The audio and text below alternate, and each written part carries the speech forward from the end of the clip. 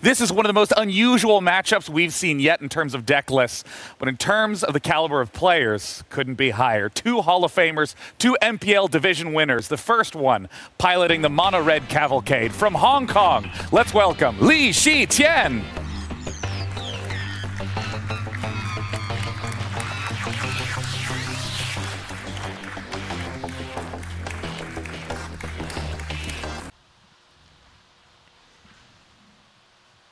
Yeah, Sifka figuring out, okay, I have the tools, just figuring out exactly how best to use them all. Carlos probably figuring out, how am I going to sideboard for next game? X equals 18! Unreal, Stanislav Sifka! Look at his hand! Yeah, the most likely way that Carlos wins this is that Stan accidentally decks himself. Yes. Because he just draws too many cards, he gets too excited with his Krasis. I'm kind of mad. Standing with Becca Scott right now. Oh, wow. You must be feeling so proud to have made it to the top 8. My heart is pounding for you. What does that feel like? Yeah, I mean, life has been very tough in my hometown in Hong Kong.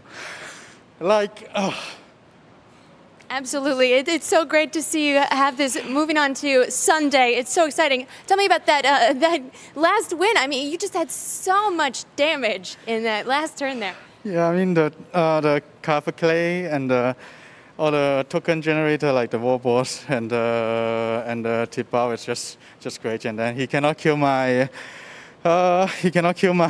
Steam King, and everything just swing as a free man. It feels so good to play as a free man. Absolutely. We can just feel your emotion. It's so beautiful to watch. I mean, amazing call on the metagame call to bring Mono Red. Are you feeling very good about that?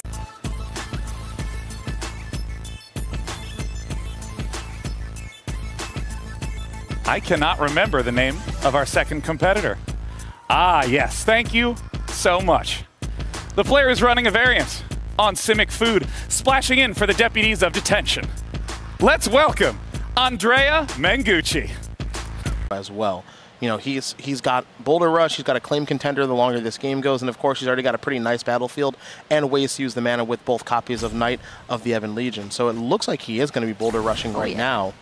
I like that. Let's get rid of this questing beast. No more food on the battlefield to worry about a follow-up just yet. So, biggest threat on the battlefield down. The Knights are ready to get going. We're going to see an acclaimed contender enter the battlefield and go digging through the top cards of the library, finding something like an Embercleave. Oh, I'm very excited. This game has certainly taken a turn here. Ken was already pretty far ahead. Looks like he's going to be moving further and further ahead. And don't forget that Knight of the Ebon Legion is going to get a counter from its text. So Jensen incredibly far behind in this game. No food for the Gilded Goose. No 4th land that's going to enter the battlefield untapped. This one... No way to get Nissa down either. Yeah, I don't think that Ken will even need Embercleave this game to win. And doesn't have the ability to cast it at the... Thankfully for him, he is significantly ahead on board with this Love-Struck Beast able to start attacking.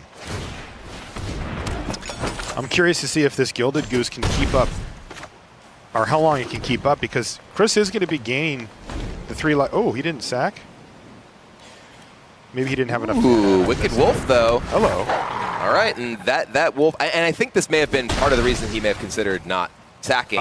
Because how do I win this game, right? Yep. And I think the answer is, well, maybe you draw Wicked Wolf. Yeah. Look what I got. So yeah, Chance for Glory here does mean you lose no zombies. Right. So and yeah, they there's lose 2. Correct. So there end up being 3 blockers on the opposing side of the board. And you got to get this right. That's right. Chance for Glory gives you guys indestructible, gives you an extra turn. If you don't win that next turn, you lose the game. So you got a chance for glory, but otherwise you go out in a blaze of glory. That is exactly right. One thing to keep in mind here, too, is those 2 zombies that just hit the battlefield. They have Summoning Sickness now, but they won't next turn, so that's got to be lethal. And when I say it's got to be lethal, I mean it. Because he just put Chance for Glory on the stack. All right. So, yeah, he must have done the math. So 6 damage does get through here, is that right? No, just the 4. Just the 4 damage.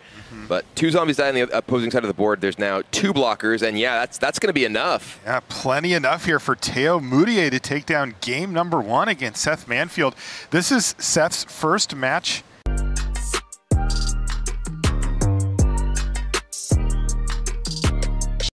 Deputy of Detention, it does say non-land permanent in the text, correct?